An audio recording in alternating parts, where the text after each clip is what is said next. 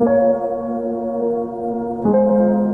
mabuting balita ngayon, maririnig natin na sinabi, ang nananalig sa anak ay may buhay na walang hanggan. Pansinin natin, hindi sinabi na magkakaroon pa lamang, kundi meron na. Ibig sabihin na ang buhay na walang hanggan ay hindi lamang gantimpala para sa buhay na darating.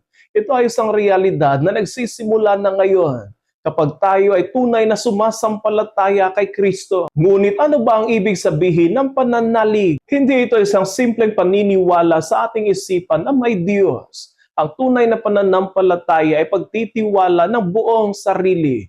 Ang pagbibigay ng ating sarili para kay Kristo. Hindi na tayo ang sentro, kundi siya. Kapag ganito ang ating pananampalataya, unti-unting nagbabago ang ating buhay. Nagkakaroon tayo ng kapayapaan kahit may problema. Nagkakaroon tayo ng pag-asa kahit may kabiguan. Natututo tayo magpatawad kahit nasasaktan. Bakit? Dahil ang buhay na nasa atin ay hindi galing sa mundo. Ito ay buhay na nagmumula kay Kristo. Sa kabilang banda ay pinapakita rin sa atin ang mabuting balita na ang hindi sumasampalataya ay hindi magkakaroon ng buhay. Hindi dahil ayaw siyang iligtas ng Diyos, kundi dahil ayaw niyang magtiwala. Ang tunay na hadlang sa kaligtasan ay hindi kakulangan ng biyaya, kundi kakulangan ng pagtitiwala. Tandaan natin, ang tunay na sumasampalataya kay Kristo ay hindi lamang naghihintay sa langit na darating, kundi nararanasan niya na ito